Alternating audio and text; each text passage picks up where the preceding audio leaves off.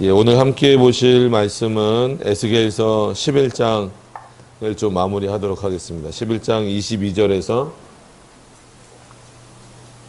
25절까지의 말씀입니다. 구약성경 1163페이지쯤에 있습니다. 에스겔 11장 22절에서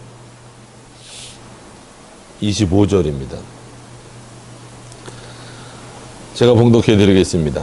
때에 그룹들이 날개를 드는데 바퀴도 그 곁에 있고 이스라엘의 하나님의 영광도 그 위에 덮였더니 여호와의 영광이 성읍 중에서부터 올라가서 성읍 동편 산에 머물고 주의 신이 나를 들어 하나님의 신의 이상 중에 데리고 갈대아에 있는 사로잡힌 자 중에 이르시더니 내가 보는 이상이 나를 떠난지라.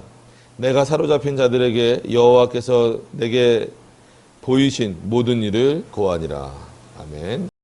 그리스도인들에게 있어서 삶의 문제는 상당히 중요한 문제입니다. 그래서 어떤 사고를 가지고 있느냐, 어떤 사상, 개념을 가지고 있느냐, 이것으로 이제 판단을 많이 하죠. 어떤 가치관을 갖고 있느냐. 그럼 우리 그리스도인들은 어떤 신앙관을 가지고 있느냐, 그것이 이제 상당히 성경을 보는 눈도 달라지고 또 사는 어떤 그 가치관도 달라집니다. 그래서 기독교 세계관이라는 표현을 많이 쓰기도 하죠. 그래서 보통 그거를 굳이 구별하자면 윤리학 쪽에서, 그러니까 윤리학 조직신학 안에 또 들어가는 겁니다. 그것도 실천신학이 아니에요. 실천신학이 아니고 윤리학도 조직신학 안에 들어가기 때문에 조직신학 안에서 기독교 세계관도 이렇게 좀 다뤄지는 겁니다. 그래서 왜 이런 표현을 드리냐면 성경을 통하여서 문화를 보느냐 아니면 문화를 통하여서 성경을 보느냐의 차이가 말을 앞뒤로 바꿔놓은 것처럼 생각이 들지만 그렇지 않다라는 얘기예요.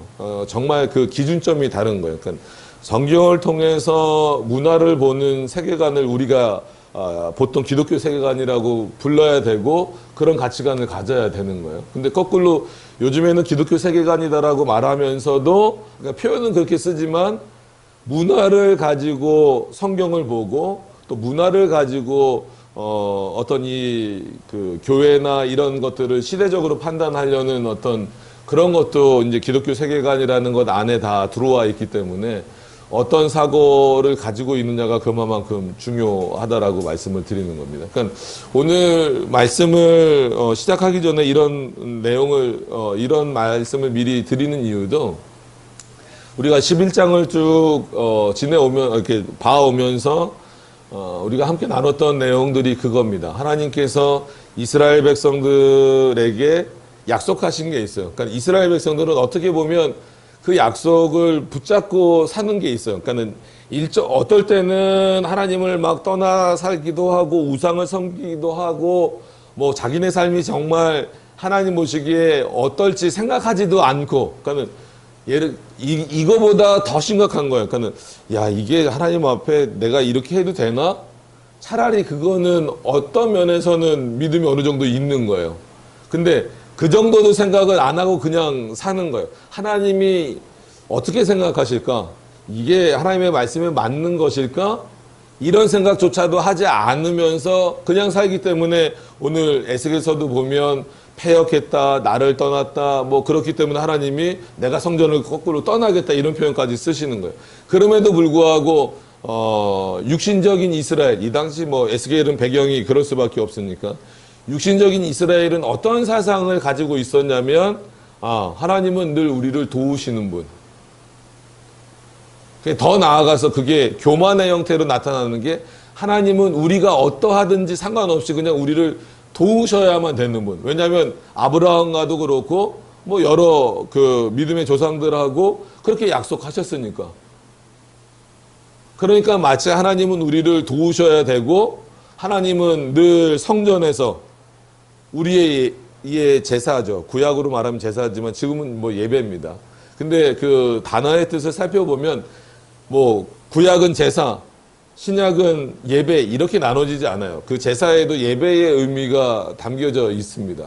그러니까는 히브리어를 보더라도 그런 차원에서 성전은 하나님이 예배를 받으시는 곳. 그러니까는 이스라엘 백성들 스스로가 성전을 더럽히든 어떻게 하든 뭐 심지어 성전 안에 우상을 갖다 놓든 뭐 하든 간에 그거랑 상관없이 하나님은 늘 우리를 도우셔야 되고 하나님은 우리를 떠나면 안 되고 하나님은 우리가 드리는 예배와 제사를 무조건 받으셔야 된다라는 거예요. 그러니까 이런 어떤 사고만 가지고 있는 거예요. 그러니까 이런 사고가 제일 무서운 겁니다. 그러니까 현대를 살고 있는 그리스도인들에게도 마찬가지예요. 아, 난 교회 다니니까. 특히나 우리 장로교회는 이제 예정론이 있으니까 하나님이 창세전에, 즉 이 세상을 창조하시기도 전에 구원하실 자와 한마디로 유기하실 자들을 정하셨다. 미리 정하셨기 때문에 우리는 뭐 그냥 뭐 전도할 필요도 없고 아니면 뭐 전도까지도 생각을 안 하죠. 그냥 나는 뭐 천국 갈 건데 하나님 나 택하셨다는데 뭐 나 천국 갈 건데 뭐 그렇게 열심히 살아서 되나? 아니면 뭐 하나님의 말씀대로 한마디로 그렇게 살 필요가 있나? 이런 어떤 사고를 갖고 있는 경우가 간혹 많이 있습니다. 거기에서 나오는 문제점이 뭐냐면 내가 어떻게 하든지 간에 그냥 하나님은 나를 도우실 거야. 하나님은 나를 인도하실 거야. 이런 거예요. 물론 하나님께서는 한번 택하신 자들을 버리시지는 않아요. 그러나 죄책이라는 것을 남겨놓으셨고 그것에 대한 책임을 물으시는 방식으로 이 땅에서 우리를 살게 하셨어요. 그래서 어떤 면에서는 우리가 구원의 서정, 즉 구원의 길을 걸어가는 데 있어서 전적으로 하나님이 인도하시는 그 길이지만 우리가 살아가는 거예요. 우리 편에서 보면. 그래서 그거를 뭐 좀 어려운 얘기로 먼 원인에서는 하나님이 인도하시고 그래서 그거를 먼 원인, 하나님 안에 감춰진 원인이다. 그래서 먼 원인 가운데 하나님이 인도하시지만 우리 안에서는 어떤 우연의 방식과 또 우리의 열심과 노력이 들어가는 제2 원인의 방식으로 우리가 살아가는 거예요. 그러니까 그 살아가는 데 있어서 중요한 것이 뭐냐면 어떤 신앙과 어떤 신앙관과 또 어떤 그 가치관을 가지고 살아가느냐가 중요하다라는 거죠. 근데 지금 오늘 보려고 하는 이 마지막 부분, 11장을 마무리하려고 하는 이 마지막 부분에서도 다시 언급되는 내용이 뭐냐면 하나님께서 이 성전을 떠나시겠다라는 거예요. 그러면 이스라엘 백성들은 자기네들이 잘못했기 때문에 하나님이 성전을 떠나신다라는 건 생각하지 않고 하나님이 자기가 맺어놓고 그러니까 언약을 내가 성전에서 너희를 통하여 영광을 받겠다라고 본인이 말씀해 놓고 본인이 떠나신다. 그러니까 마치 하나님이 언약을 파기하는 자처럼 언약을 어기는 자처럼 생각하고 있다라는 거예요. 그러니까 인간이 교만해지고 인간의 죄악의 깊이가 깊어지면 더 그런 거예요. 지금도 마찬가지입니다. 그렇기 때문에 지금도 이런 사고를 갖고 있는 사람들이 많다라고 말씀을 드렸어요. 나 그리스도인이야. 나 그래 하나님의 백성이야. 나 구원받을 자야. 그러면 마치 그게 무슨 안정장치가 되는 것처럼 그러니까는 예정론은 그런 차원에서 오해하면 안 돼요. 그러니까 예정론이 부정돼도 안 되지만 예정론 때문에 내가 막 살 수 있다라는 어떤 이런 표현은 그렇지만 마치 면죄부처럼 아니면 그런 무슨 그냥 안전장치처럼 생각하면 안 된다라는 거예요. 오히려 그렇기 때문에 더 하나님의 뜻을 찾고 더 하나님의 말씀대로 살려고 애쓰고 내가 하나님의 백성이고 하나님이 나를 택하셨고 나를 통하여서 예배받기 원하시고 내 삶을 통하여서 또 하나님께 영광 돌리기 원하시니까 그럼 내가 어떤 방식으로 살아야 되겠는가 이런 어떤 사고와 가치관을 가지고 사는 것보다도 그냥 나는 하나님의 백성이니까 난 그 교회 다니니까 하나님이 당연히 나를 도우시겠지 축복하시겠지 그러셔야지 내 삶의 어떠함은 상관없이 여전히 지금도 그런 경우가 많다라는 거예요. 그래서 우리 교회는 무조건 축복하시겠지 우리 성도들은 그러니까 나는 우리 가족은 다 교회 다니니까 난 헌금 낼 거 다 내고 다 했는데 그건 축복하시겠지 인도하시겠지 난 죄 없잖아. 근데 하나님이 떠나신다고? 우리 예배를 안 받으신다고? 그럼 그건 하나님 잘못이지. 이런 사고를 갖고 있는 경우가 많아요. 그렇기 때문에 하나님 왜 내 기도 안 들어주십니까? 라는 교만한 표현이 나오는 거예요. 우리가 하나님께 기도하는 거는요. 내 뜻을 하나님께 전달해서 그 요구사항을 받아내려고 하는 게 아니에요. 하나님의 뜻을 깨닫기 위해서 하나님의 뜻을 찾기 위해서 기도하는 거예요. 그래서 여러 번 말씀드리지만 기도는 하나님이 친히 묻게 하시고 답하시는 형식이다라는 거예요. 오늘 이스라엘 백성들이 놓치는 부분이 바로 그 부분입니다. 지금 우리가 놓치는 부분이 그런 부분일 수 있다라는 거예요. 그래서 이 11장의 내용 마지막 부분을 정리하면서 지금 우리가 우리의 삶을 또 이 내용에 적용하면서 또 우리의 삶을 돌아보면서 그럼 과연 우리는 어때야 되는가? 하나님이 정말 이 성전을 떠나신다라는 의미가 뭘까라고 하는 것. 이미 성전을 떠나신다라는 건 우리가 지난주에도 살펴봤어요. 그러면서 더러운 것을 제거하라. 왜냐하면 내가 도저히 거기 있을 수 없다. 어떻게 나에게 영광을 돌리고 예배드려야 되는 그곳을 그렇게 더러운 것으로, 그게 눈에 보이는 것이든 아니면 눈에 보이지 않는 것이든, 그러니까 솔직한 얘기로 눈에 보이는 우상은 없애기 쉽다 그랬어요. 진짜 밖에다 던져버리면 되잖아요. 근데 보이지 않는 그 마음속에 있는 우상, 그리고 내가 잘못 사고하고 있는 이 사고들을 걷어내는 데는 정말 오랜 시간이 필요하다라는 거예요. 그리고 그게 더 어려워요. 그 어떤 가치관이나 그 신앙의 내용을 바꿔나가는 것이. 그래서 이 개혁교회, 개혁신학을 세워나가는 게 그런 차원에서는 어렵습니다. 물론 뭐 다른 신앙도 다 마찬가지긴 하지만 특히나 하나님의 말씀대로 조금 더 가까이 가려고 한다라는 것 자체가 그렇게 쉬운 게 아니다라는 겁니다. 자, 그런 차원에서 그런 것들을 생각하시면서 오늘 본문을 한번 들어와서 보시면, 왜냐하면 22절에 보면 분명히 그 지난주까지는 그러니까 뭐 지난주에 본 내용까지는 하나님 떠나시겠다라는 거예요. 근데 22절에 보면 때에, 그러니까 어느 때냐면 늘 하나님의 때입니다. 우리는 몰라요. 언제가 하나님의 때인지는 모르는 거예요. 때에 그룹들이 날개를 드는데 바퀴도 그 곁에 있고 이스라엘 하나님의 영광도 그 위에 덮였더니, 그러니까 하나님의 영광은 늘 어느 곳에나 충만하다는 거예요. 온 세상에 충만하다라는 겁니다. 그래서 일반 은총 가운데에서도 하나님의 영광은 충만히 임하고 있는 거예요. 역사하시고 있는 거예요. 그래서 칠판이 있으니까 좋네요. 설교 시간에 칠판을 넣으면 시간이 더 오래 걸릴 것 같은데, 구별을 한번 해드리면 뭐 그냥 이거는 제가 가릴게요. 이게 일반 은총이라면 이거는 이제 특별 은총이겠죠. 특별 은총은 하나님의 백성들이 받는 거죠. 이건 성령께서 다 주시는 겁니다. 이것도 마찬가지고. 물론 뭐 삼일체 하나님이지만 위격적으로 나눌 때, 일반 은총은 그럼 당연히 세상에 살아가는, 심지어 하나님을 모르는 사람들, 성경에서 말하는 그런 이방인들에게는 하나님의 은혜가 없을까? 아니에요. 그렇지 않아요. 이런 일반 은총 차원에서는 동일하게 다 주어지는 겁니다. 그러니까 어떤 그런 차원에서 전체적으로 볼 때 하나님의 영광은 없어지지 않아요. 떠나지 않아요. 오히려 더 높이 올라가는 거예요. 내가 성전을 떠난다라고 하는 것은 그 자리를 비워놓고 이제 마치 여기는 우상에게 한마디로 빼앗긴 곳이니까 내가 어쩔 수 없이 쫓겨나듯이 내가 쫓겨난다, 이런 개념이 아니에요. 내가 너희들과 약속을 어기는 것이 아니라 정말 이게 그 표현대로 그 그룹들이 날개를 들고 마치 새가 올라가듯이 더 그 하나님의 위대한 영광을 보여주는 거예요.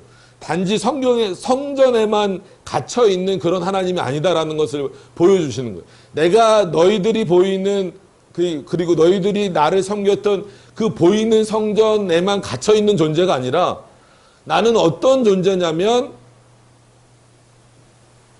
그 성전에서 너희들의 예배를 받지 않을 뿐이지 이 온 우주를 통치하고 이 온 우주에 내 영광이 넘쳐나도록 하는 그런 존재다라고 하는 것을 알려주시는 거예요. 그러니까 이스라엘 백성들이 이걸 자꾸 놓치는 거예요. 우리도 이런 부분을 놓칠 때가 많이 있어요.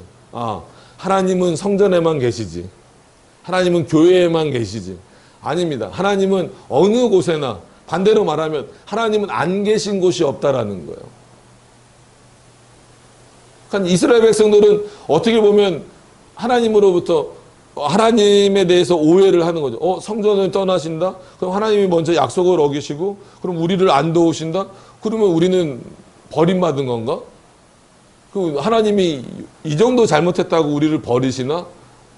그러면서 오히려 더 하나님을 떠나는 거예요. 그러니까 하나님이 성전을 떠나신다고 했을 때에는 어떤 마음이 들어야 됩니까? 솔직한 얘기로 이스라엘 백성들이 하나님을 제대로, 그러니까 그나마 좀 잘 섬기고 있었다면, 자신을 돌아보고, 우리 자신을 돌아보고, 우리가 얼마나 하나님으로부터 멀어져 있고 하나님의 말씀으로부터 멀어져 있으면 떠날까? 하나님이 떠나셨을까? 그러면 하나님의 영광이, 그러니까 하나님이 육신적으로 어떤 장소적으로 떠나고 오시고 뭐 이런 것으로 생각하시면 안 됩니다. 하나님의 영광이 정말 그곳에 임해서 그 예배를 받으시느냐 안 받으시느냐의 문제란 말이에요. 그래서 너무 장소적으로 생각하시지 말라고 지난 시간에 말씀을 드린 겁니다. 그래서 오늘도 마찬가지예요. 성전을 떠나신다라는 제목을 제가 정한 이유는 오히려 성전을 떠나시는 것을 통하여서 하나님께서 이스라엘 백성들에게 보여주시고자 하는 것은 뭐냐면, 너희들 생각처럼 내가 성전에만 보이는 장소에만 갇혀 있는 존재가 아니다라는 거예요. 거기서만 능력을 발휘하는 존재도 아니고 너희 이스라엘에게만 능력을 발휘하는 존재도 아니다라고 하는 거예요. 그러면 이스라엘 백성들도 그랬지만 기독교인들도 그래요. 왜 WCC가 자꾸 없어지지 않고 더 커지고 더 많아지냐면, 그냥 단순히 뭐 구원을 찾는데 하나님을 믿어서도 갈 수 있고, 뭐 부처를 통해서도 갈 수 있고, 뭐 로마 카톨릭을 통해서도 갈 수 있고, 힌두교를 통해서도 갈 수 있다, 이 정도로 WCC를 생각하시면 오산입니다. 그 사람들은 그렇게 생각하지 않아요. 그러니까 일반적으로 그냥 WCC 생각하는 사람들은 그 정도 수준에서 생각하지만, 뭐 정치적으로 가면 이제 공산주의를 지지하는 그것 때문에도 문제가 되지만, 더 큰 문제는 뭐냐면, 죄송합니다. 더 큰 문제는 뭐냐면, 이스라엘 백성들이, 나 줄 거 있어요? 땀. 원래 이렇게 해야 좀 열정적인 것 같잖아요. 그죠? 괜찮습니다. 저 에어컨이 없어서 그런 거예요.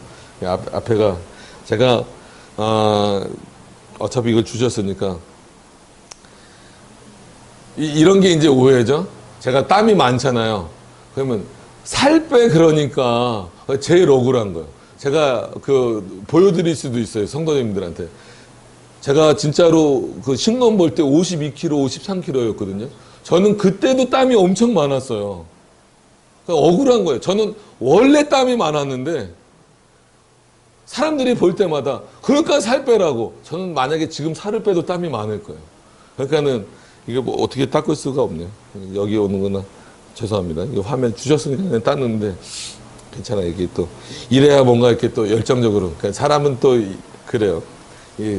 열심을 내보이려고 하는 것처럼 그러지 말라고 설교하면서 지금 그러고 있어요. 예. 자, 다시 돌아와서 왜 그게 문제가 되냐면, 지금도 마찬가지고 이때도 마찬가지입니다. 너희 신, 이게 문제예요. 우리 신이 따로 있고 너희 신도 따로 있는 것처럼 이스라엘 백성들도 그래요. 그래서 하나님이 계속 말씀하시는 게, 아니다, 나는 너희들의 신이지만, 그러니까 너희들을 택하고 너희들을 이끄는 신이지만 진정한 신은 나밖에 없다는 거예요. 그런 의미가 여기에 담겨져 있는 거예요. 특별히 너희를 택해서 인도하고 있지만 이 세상도 누가 인도한다는 거예요? 하나님, 내가 인도한다라는 거예요. 다른 신은 없다라는 거예요. 근데 WCC도 그런 개념이에요. 그렇기 때문에 무섭다라는 거예요. 단지 구원의 문제가 아니라 다른 신들을 인정해 버리는 거예요. 그러니까 우리 기독교는 하나님을 믿는 거고 저기는 다른 신을 믿는 거야. 그럼 그 신이 있다라는 거예요. 우리는 그렇게 믿으면 안 돼요.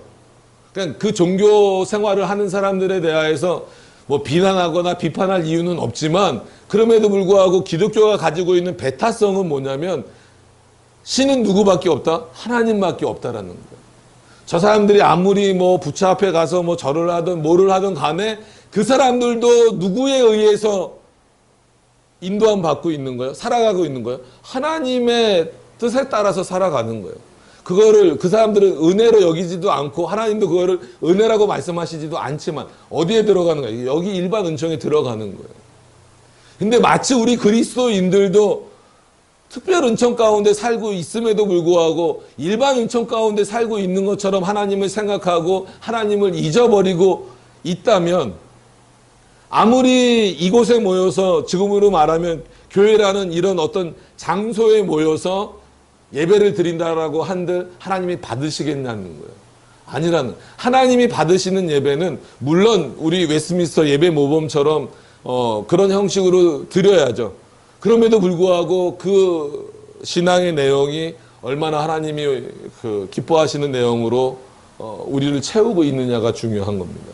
그래서 어떤 면에서는 우리 교회도 점점 보여지는 모습에서는 이제 없어져요.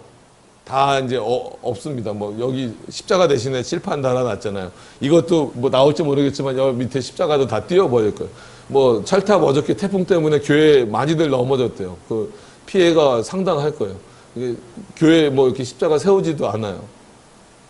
그러니까 이 천장 보세요. 이건 제가 요구한 게 아닌데도 교회 공사라고 하니까 교회를 안 다니시는 분이 시공을 했는데도 등을 뭘 달아주는 거예요. 딱 봐도 십자가 같잖아요. 그러니까 이게 사람들의 사고예요. 근데 우리도 이런 가치관에 그냥 묶여 있으면 안 된다는 거예요. 최소한 이런 거에는 벗어나야죠. 그래서 이걸 뭐 등을 바꾸자 이런 얘기는 아니고 저도 와서 보니까 이걸 이미 달아 놓으셨어요. 아, 교회인데 멋있죠? 거기서 뭐라 그래요? 네, 화나고 좋네요. 그냥 그러고 마른 거죠. 그러니까 이런 부분이 어려워요. 오히려 이스라엘 백성들에게 지금 내가 너희를 떠난 게 아니다라는 것을 더 증명하시는 거예요. 내가 성전보다 크고 이 세상보다도 크고 지금으로 말하면 이 온 우주보다도 어떻게 하다? 크다라고 하는 것을 보여주시는 거예요. 이 22절에서. 그래서 오히려 이 22절에서는 하나님이 성전을 떠나셨다라는 표현이 없음에도 불구하고 제가 제목을 그렇게 정한 이유는 바로 그런 의미가 담겨져 있기 때문이에요. 그래서 여기서 보시면 뭐 일일이 해석을 하면 그 그룹들은 당연히 천사죠. 여기다 사단을 포함하면 큰일 납니다. 그룹들이 날개를 들고 그 올라가는 거예요. 그럼 누굴 따라 올라가겠어요? 천사가 당연히 하나님의 영광을 높이는 거예요. 천사가 자기 스스로의 영광을 높이는 존재는 아닙니다. 근데 인간은 어때요? 자기 스스로의 영광을 나타내려고 하잖아요. 참 문제예요. 그런 게 문제죠. 근데 그런 연약함이 누구에게나 다 있어요. 그래서 뭐 이거는 개혁신학을 가졌다고 없어지는 것도 아니고 그래서 늘 날마다 자신을 이렇게 죽이고 쳐서 살아야 된다라는 그 의미가 거기 있는 거예요. 그러니까 이건 또 죄죽임하고는 또 다른 의미입니다. 그래서 바퀴도 그 곁에 있고 바퀴는 말 그대로 뭐라 그랬어요? 우리가 보기에는 혼돈이지만 하나님 안에서는 그 조화가 이루어지는 거예요. 어디로 굴러갈지 몰라요. 그래서 아까 뭐 좀 시작할 때 먼 원인, 가까운 원인 이렇게 표현을 드려서 죄송하지만 그런 거예요. 하나님에게는 우연이 일어날 수가 없어요. 우연이라는 단어를 하나님에게는 적용할 수가 없어요. 하나님은 다 계획하신 거예요. 아담이 타락했을 때 하나님 깜짝 놀라셨을까요? 아니에요. 우리나라로 말하면 뭐 6.25가 터졌을 때 하나님이 깜짝 놀라셨을까요? 아니란 말이에요. 하나님의 다 그 먼 원인 가운데 계획 가운데 있단 말이에요. 그러나 우리에게는 우연이라는 표현을 쓸 수 있어요. 우연히 길 가다 마주칠 수 있는 거예요. 우연히 내가 의도치 않은 일이 벌어질 수 있는 거예요. 그러니까 예를 들면 뭐 성도님들은 어떨지 모르지만 저는 참 감사합니다. 이 장소를 그나마 이렇게 구할 수 있었던 게 저희가 어쨌거나 재개발 보상금을 받아서 여러 군데 돌아다니는데 맨 처음엔 참 암담했어요. 열심히 기도하죠. 당연히 기도하지만 현실이 안 그런 거예요. 뭐 웬만한 건물은 정말 말도 안 되는 가격을 부르는 거예요. 근데 뭐 성도님들도 우연찮게 같이 다 보시고 했지만 이 집이 맨 처음에 나온 거에 비해서 엄청 가격이 떨어졌어요. 그래서 너무 가격이 떨어져 갖고 무슨 문제가 있는 그러니까 이제 뭐 건물의 하자 이런 거보다도 그런 거 있잖아요. 막 그 집이 막 여러 군데 막 잡혀 있고 막 그런 거 있어서 그런 문제가 있나 해서 구청까지 가서 다 뛰어봤는데도 이 가격이 나온 거예요. 그래서 맞춰서 살 수가 있었던 거죠. 그러니까 이럴 때 우연이라고 쓸 수 있는 거예요. 막 돌아다니다가 정말 없었는데 우연히 때가 맞아서 이렇게 됐다. 그러면 우리는 야, 참 하나님의 은혜 감사하다. 믿는 사람들은 그죠? 하나님께서 이거 준비해 주셨구나. 예비해 주셨구나. 우리는 참 여러 곳 많이 돌아다녔지만 결국은 돌아다니면서도 그래 니네가 할 수 있는 게 뭐가 있냐. 내가 여기 준비해 놨다. 오히려 이것을 깨닫게 하시는구나. 이것을 아는데 세상 사람들이 만약에 이런 방식으로 만약에 건물을 산다고 했을 때는 야 여러 군데 돌아다녔더니 비슷한 건물이 막 엄청 차이가 났는데 엄청 비쌌는데 우연찮게 여기 딱 보니까 앞에 계신 분들은 제 침이 튀더라도 이해를 하세요. 네. 우연찮게 이렇게 싼 건물이 나왔어. 이럴 때 쓰는 표현이에요. 근데 하나님에게는 이런 우연이 없다라는 거죠.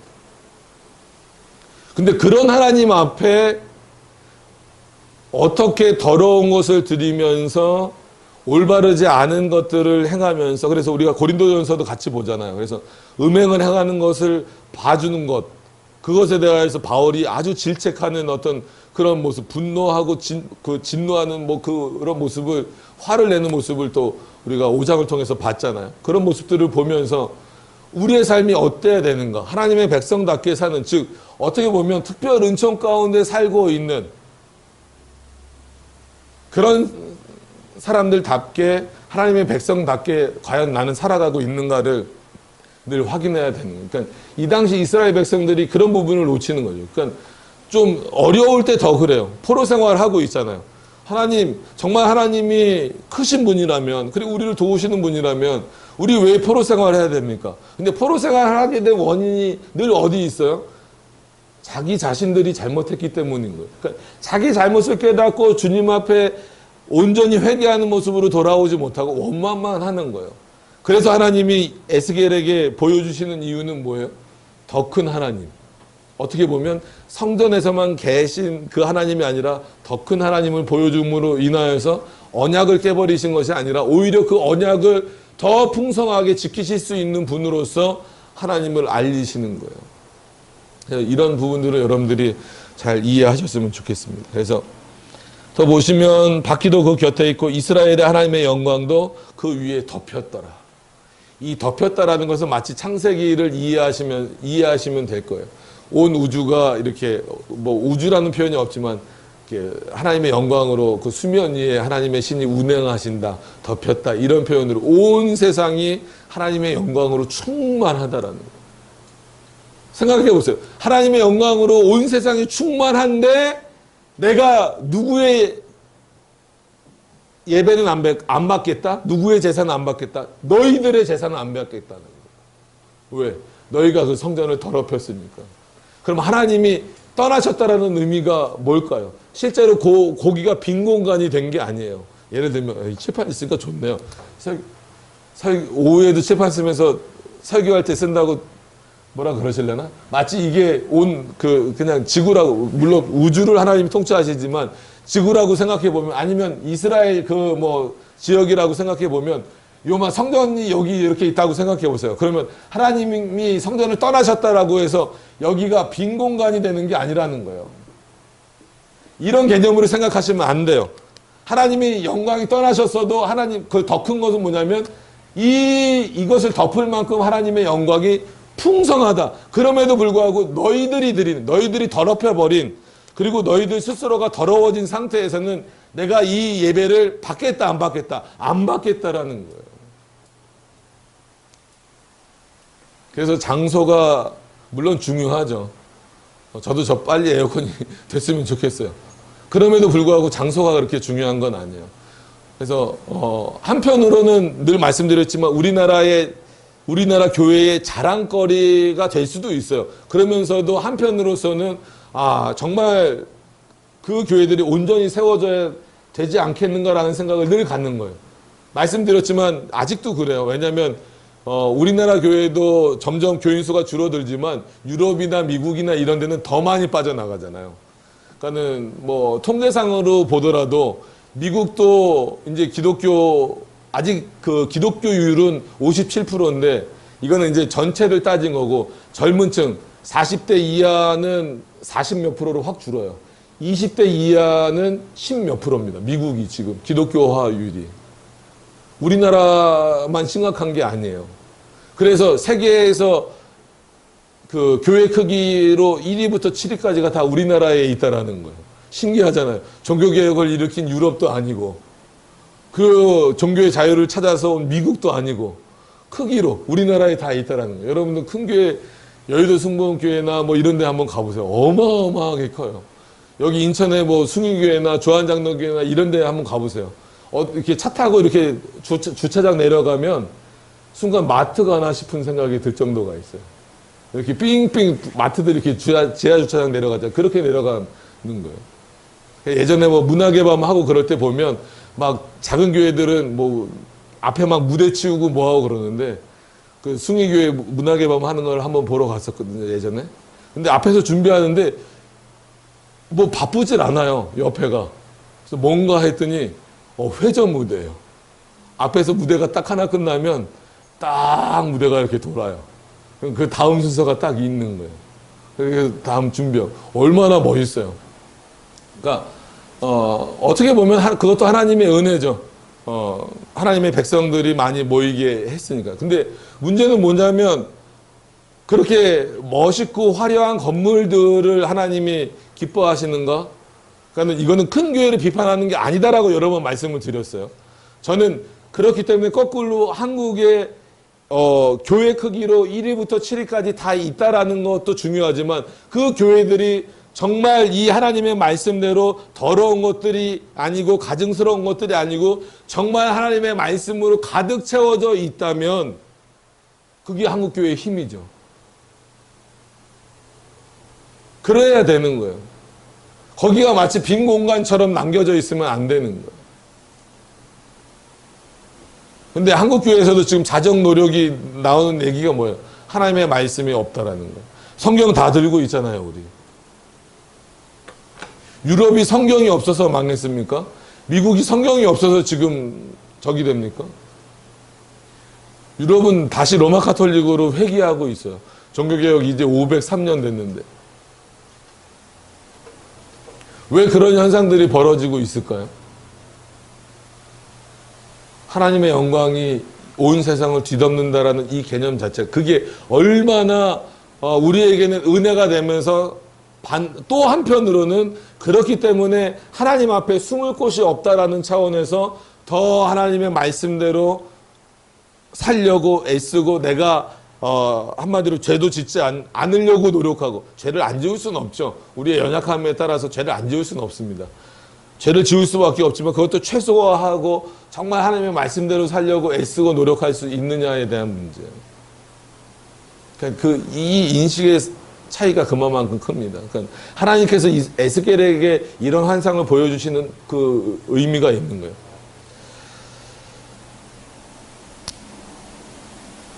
이제 22절을 좀 마무리합니다. 예. 그죠. 자, 23절로 넘어가서 보시면, 저 시계가 좀 빠르다 그랬죠. 그래서 꺼내놓고만 볼게요. 41. 자, 여호와의 영광이 성읍 중에서부터 올라가서 성읍 동편 산에 머물고, 이거는 딱 뭐예요? 이건 아직 이상으로 보여주시는 건데, 한마디로 누가 이해하기 좋고 말하기 편하게, 에스겔이 말하기 편하게. 그러니까 에스겔이 이상을 볼 거잖아요. 하나님을 통하여서 하나님이 보여주시는 이상을 보고 이스라엘 백성들에게 얘기를 해야 되잖아요. 그러기 위해서 보여주시는 거예요. 하나님이 지금 그 하나님의 영광이 어떻게 움직이고 있고 어떻게 역사하고 있다라고 하는 것을 보여주는 겁니다. 그래서 여호와의 영광이 성읍 중에서부터 올라가서 성읍 동편산에 머물러 있다라는 거예요. 떠나지 않으셨. 너희들이 생각하는 것처럼 하나님이 너희를 버리신 게 아니다라는 거예요. 어떻게 보면 너희가 하나님으로부터 떠난 거지. 왜? 너희의 더러움으로 인하여서, 너희의 거짓됨으로 인하여서, 너희의 교만으로 인하여서, 너희의 가증스러움으로 인하여서 너희가 하나님을 떠난 거지. 그렇잖아요. 교회를 가득 채우고 있다라고 해서 하나님이 거기만 계시는 게 아니에요. 교회를 가득 채우고 있어도 그 교회 전체가 하나님을 떠날 수 있어요. 이런 위험성들을 그렇기 때문에 바른 신앙을 늘 가져야 되고 그 신앙 안에서 성경도 보고 우리들의 삶도 보고 확인하고 그런 삶이 없으면 하나님의 말씀대로 산다라는 거는 말은 어디서든 다 하죠. 하나님의 말씀대로 합니다. 삽니다. 그럼에도 불구하고 그 내용이 어떤 내용을 가지고 있느냐가 중요한 거예요. 지금 에스겔도 혼란스러울 수 있어요. 하나님이 성전을 떠나신다? 그럼 어떡하지? 내가 이 백성들에게 하나님의 말씀에 대해서 전해야 되고 하나님의 진노가 임할 것에 대해서 전해야 되는데 하나님이 떠나신다라고 했을 때 어떻게 보면 제일 당황스러운 거는 이 계시를 받고 있는 에스겔이란 말이에요. 그러죠. 그렇기 때문에 어떻게 보면 이거는 에스겔을 위한 것이기도 하면서 동시에 이스라엘 백성들에게 다시 한 번 더 그럼 하나님의 영광이 떠나셔서 어디 계시느냐 했을 때는 마치 이스라엘이 가장 이해하기 쉽게 동편, 너희들이 가장 잘 보이는 곳에 하나님이 머물고 계시다. 그러니까 어떡하라는 거예요? 더 죄짓지 말고 이제라도 하나님 앞에 돌아오라는 거예요.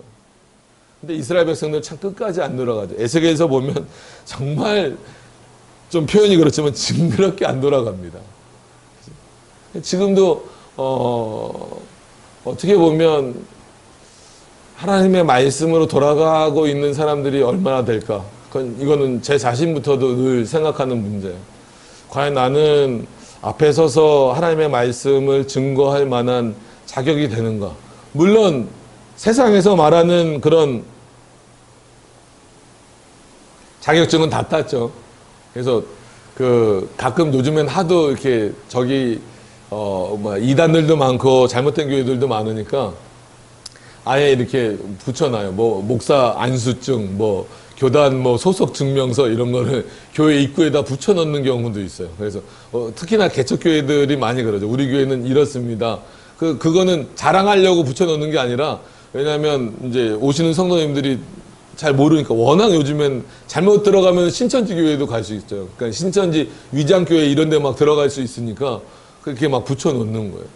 근데 그런 자격 말고 과연 내가 하나님의 말씀대로 올바로 살고 있는가? 그죠?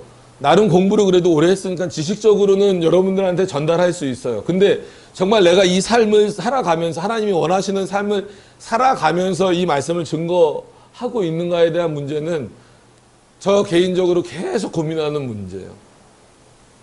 하나님이 진짜 저 동편에 서서 나를 바라보고 계시듯이 하시는데 여러분도 마찬가지 그런 고민과 어떻게 보면 그런 어떤 신앙적인 어떤 뭐라 그럴까요? 이 고민보다도 생각들을 좀 하셔야 돼요. 그런 어떤 필요성이 반드시 있습니다. 그러니까 이스라엘 백성들이 지금 그런 부분들을 놓치고 있기 때문에 하나님의 진노가 임하는 거잖아요. 그래서 지금도 하나님이 바라보고 계신다는 의미로 좀 이해를 하시면 더 좋을 것 같아요. 이거를 더 자세히 설명드리기도 그렇고 24절로 넘어가서 보면 주의 신이 그래서 주의 그러니까 이게 이제 우리가 한글판을 다시 쓰려고 하는 이유 중에도 그겁니다. 물론 한글로서는 이제 신이라고 표현이 되어 있어서 이거 신는 신이야 이거는 그런 발언은 여러분들 거의 신성 모독에 해당하는 거예요. 그렇게 해석하시면 안 됩니다. 왜냐하면 개역 개정판은 요거를 영으로 다 바꿔놨어요. 그러면 천사랑도 헷갈릴 수 있고, 그러니까 영적인 존재와 신과는 다릅니다.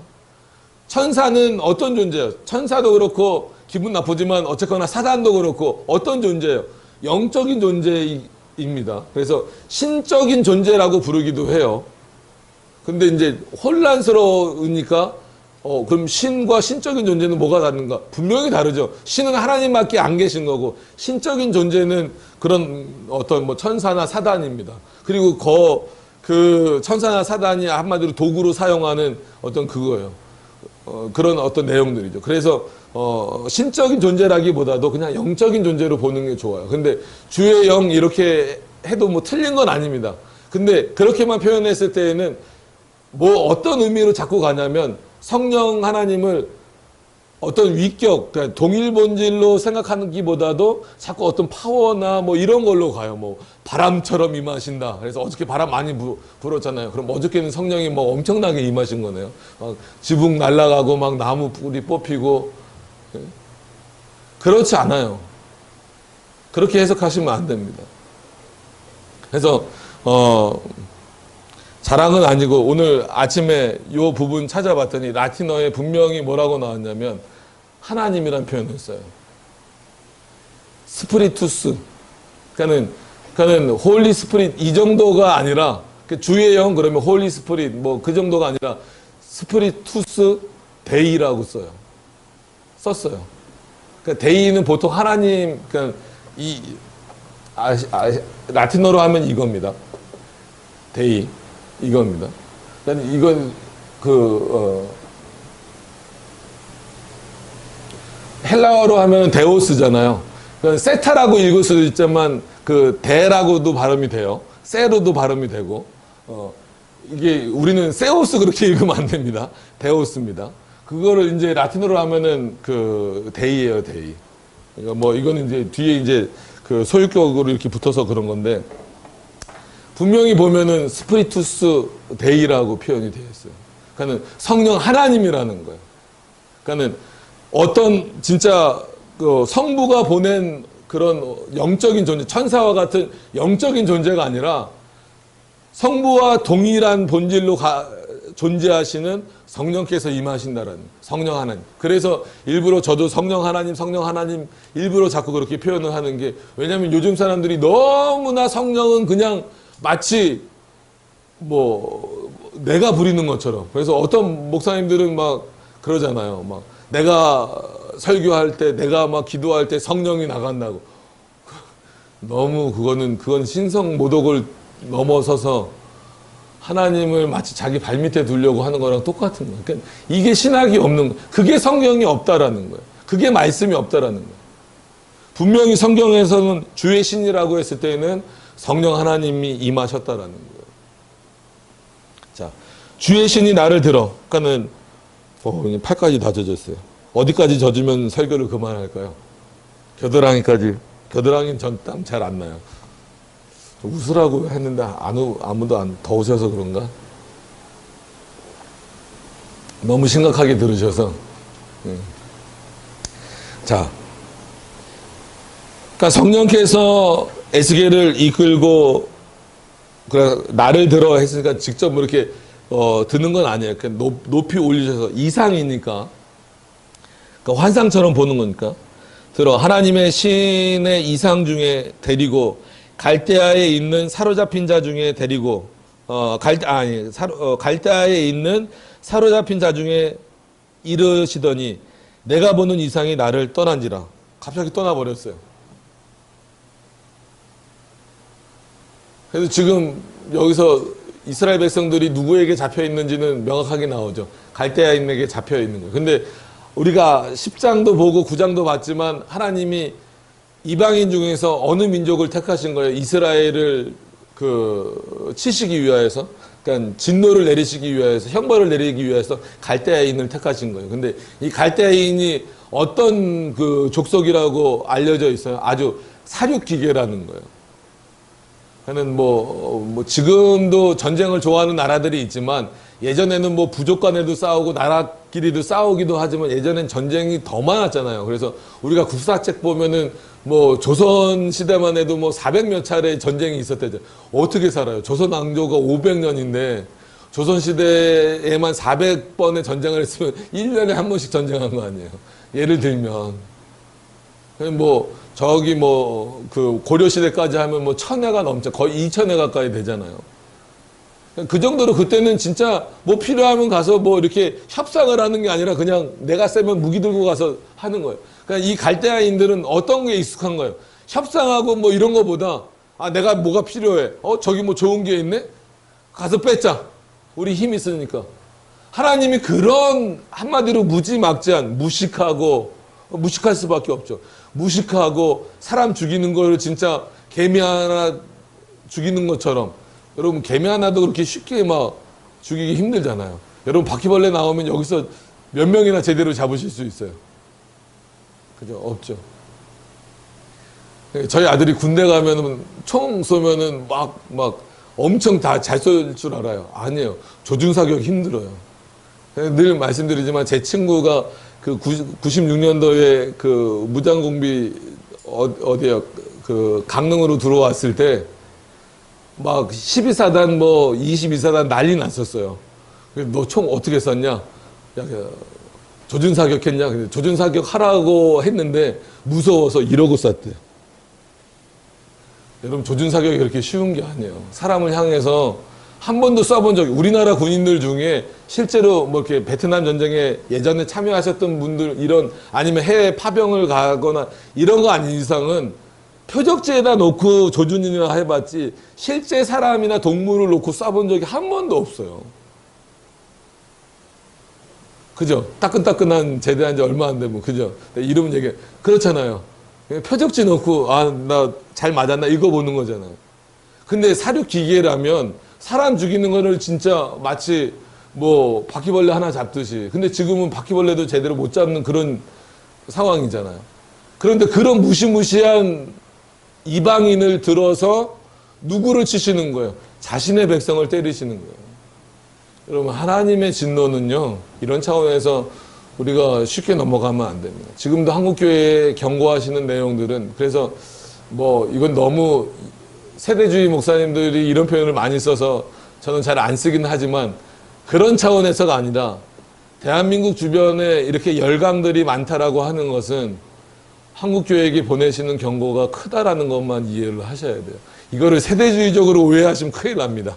언제 하나님이 뭐 북한을 들으신다, 뭐 중국을 들으신다 이렇게 생각하시라는 얘기가 아니라 하나님이 어떤 방법을 쓰실지 모르지만 만약에 구약과 같은 방법을 사용하신다면 이런 방식이다라는 거예요.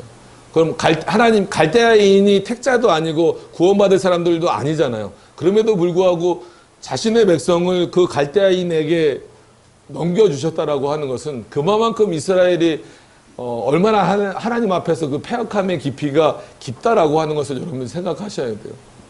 즉 지금으로 말하면 교회가 다시 세상적인 어떤 물리적인 탄압도 물론 있어요. 싫어해요. 교회가 들어오는 거 싫어요. 여기도 벌써 이렇게 하면은 시끄럽겠네. 몇 번 들었어요. 우리는 그렇게 시끄러운 교회가 아니잖아요. 뭐 주여 삼창을 하는 교회도 아니고 뭐 막 새벽부터 막 뭐를 하거나 철야를 뭐 막 하거나 이런 교회도 아니잖아요. 그럼에도 불구하고 그냥 교회 간판이 걸리는 게 싫은 거예요. 그래서 큰 교회들 건축할 때는요, 그 주변에 그 모르시죠? 주변에 다 이렇게 보상하거나 그래요. 소음이 들려도 좀 참아줘라. 아니면 그게 안 되면 워낙 큰 교회들은 돈이 많으니까 사버려요. 그 주변을 다. 필요 없는데도, 솔직히 필요 없는데도 다 사버려요. 왜? 시끄러우니까. 시끄럽다라고 민원 들어오고 막 그러니까. 아니면 정말 돈 많은 교회는 그 산 깎아서 막 져버리고 막 그러잖아요. 그런 이유가 있는 거예요. 그 돈 자랑하려고 하는 게 아니라 워낙 그런 게 많이 오니까 그런 거예요. 여기도 벌써 시끄럽다라고. 아직 예배도 안 드렸는데 지나가면 시끄럽겠네. 이 얘기만 한 3번 들었어요. 그러니까 세상의 인식이 벌써 그렇게 바뀌는 거예요.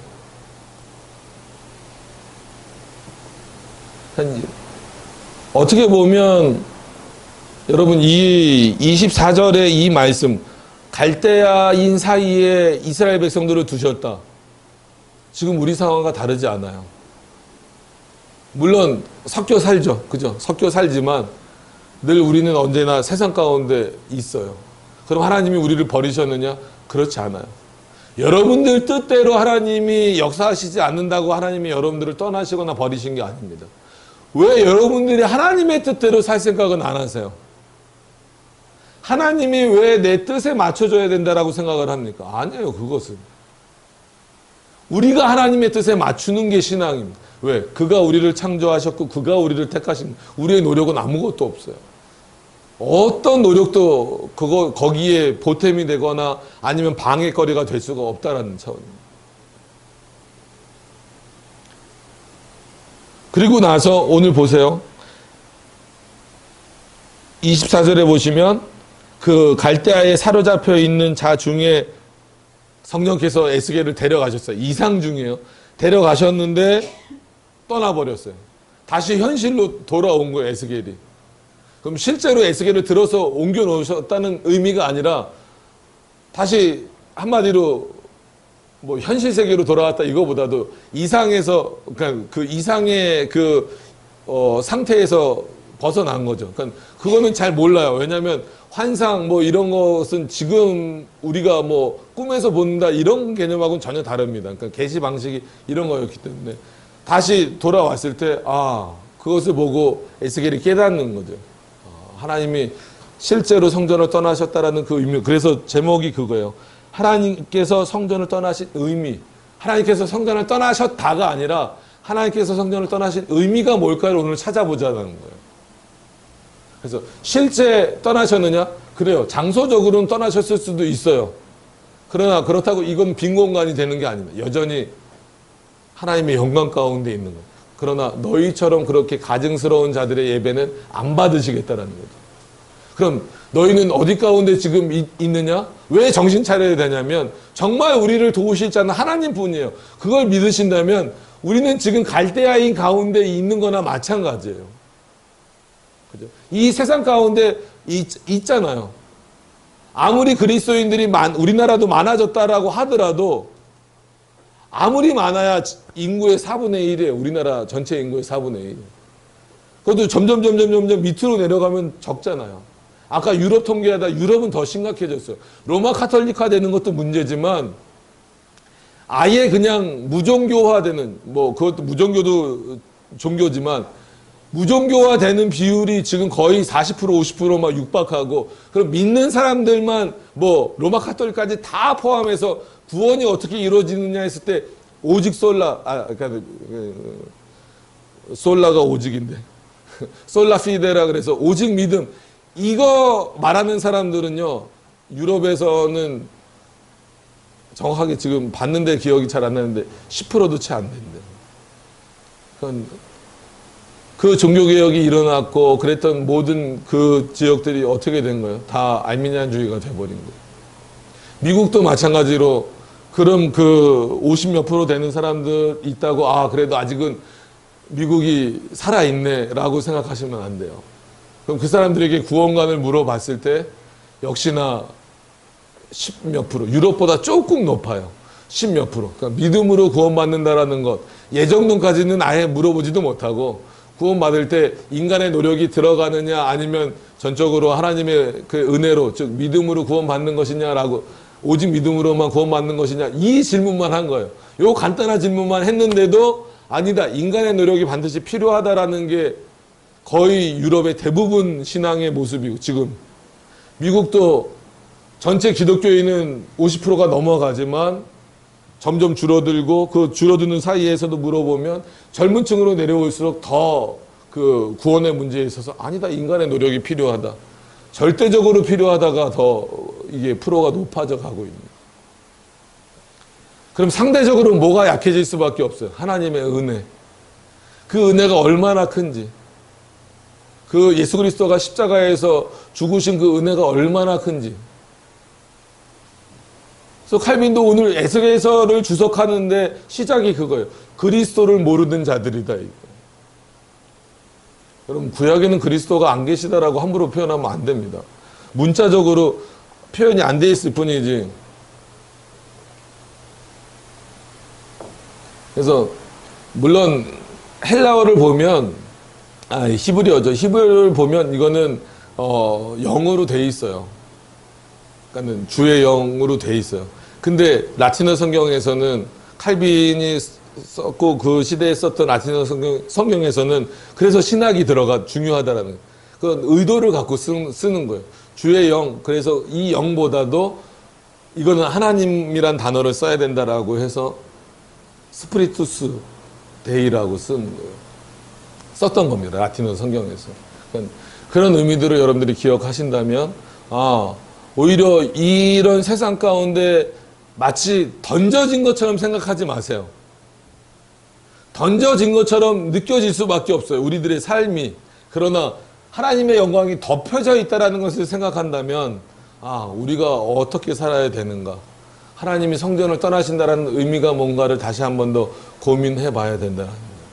그러니까 그런 고민을 갖고 있는 에스겔에게 하나님이 물론 또 계속 보여주시지만 어디다 던져놓고 가신 거나 마찬가지예요. 이스라엘 백성들이 갈대아인들 가운데 그 사륙기계 같은 그 무시무시한 갈대아인들에게 있는 모습을 보게 하시고 딱 떠나신 거예요.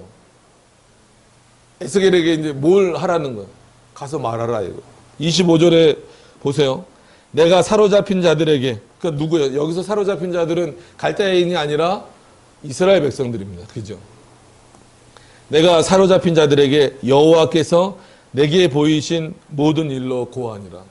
하나도 빠짐없이. 여러분, 선지자는요, 구약의 선지자는 물론 예수님도 진정한 선지자가 예수 그리스도이시지만 구약에서 참 선지자와 거짓 선지자를 구분하는 것은 어떤 면에서는 간단해요.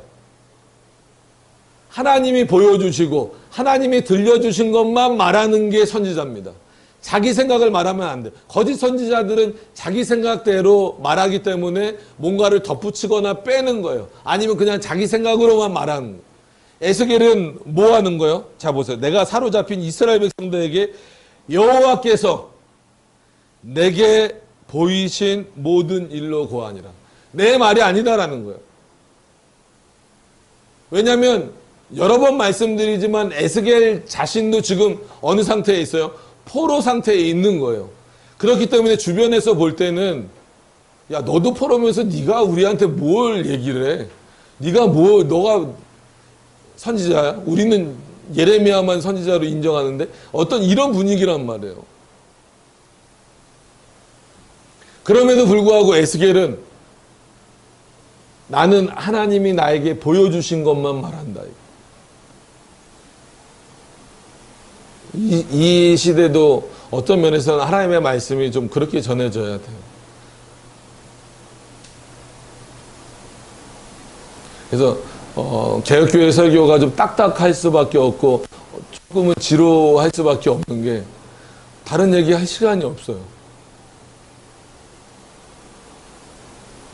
이 본문 한 구절 보기도 힘들어요. 그래서 어떤 면에서는 그 추론의 원리로 따라서 구약에 왜 삼위일체가 없다라고 말하는 이 장만 보더라도 삼위일체예요. 자 보시면 주의 신이 이거 분명히 성령이란 말이에요. 근데 25절에 내가 사로잡힌 자들에게 여호와께서, 그럼 이 여호와는 아주 가깝게는 뭘 수식하는 거예요? 문법적으로 이하여 문법적으로 뭘 수식? 바로 앞에 있는 거 맞는 거죠. 그럼 성령이 여호와라는 의미예요. 그런 차원에서 여호와 하나님을 성부로만 보는 거는 개인적으로 많이들 그렇게 보는데 개인적으로는 아니라고 봐요. 그래서 어거스틴의 개념을 따라서 여호와는 삼위일체 하나님으로 보는 게 좋아요. 여호와는 성부다라고 너무 이렇게 확 칼빈도 약간 그렇게 가지만 그 부분에 있어서는 저는 어거스틴에게 더 동의를 합니다. 왜냐하면 여기서도 주의 신, 그래서 분명히 성령께서 에스겔을 인도하셨다라고 하고 나서 에스겔은 뭐라고 표현해요? 여호와께서. 다시 말하면 하나님께서 나에게 보여주신 것. 그러니까 성령도 하나님이시라는 증거가 되는 것이면서 동시에 구약시대에도 이런 부분들이 바로 하나님이 삼위일체로 계시는구나. 즉 한 본질이시지만 새 위격으로 계시는구나 라고 하는 것을 보여주고 있는 거예요. 그러니까 이런 것까지 다 말씀을 드리려니까 중간에 그 군대에서 총 쏘는 얘기 하고 그랬지만 시간이 없어요. 자, 오늘 말씀을 그럼 전체적으로 한번 우리 정리해 보죠.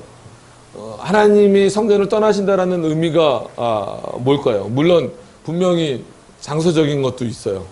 그렇지만 장소적으로 떠나셨다라고 해서 하나님이 실제로 그럼 하나님 떠나셨으니까 마치 여기는 그냥 내 마음대로 우리 마음대로 쓸 거야.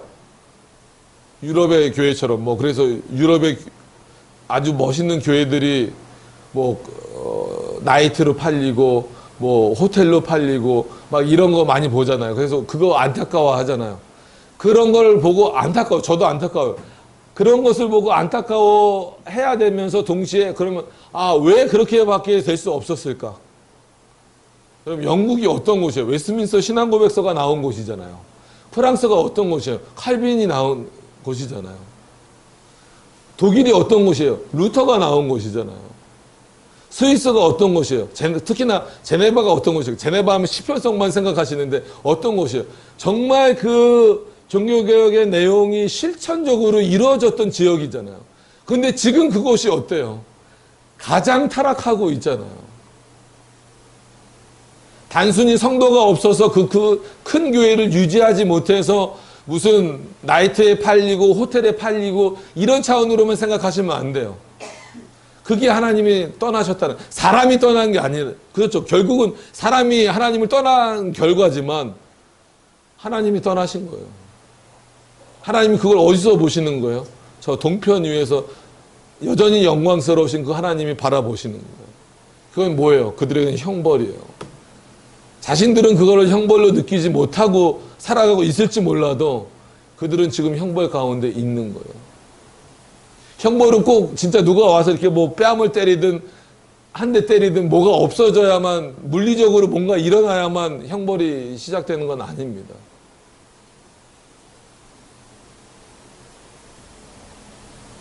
그런 차원에서 우리의 신앙을 잘 돌아보세요.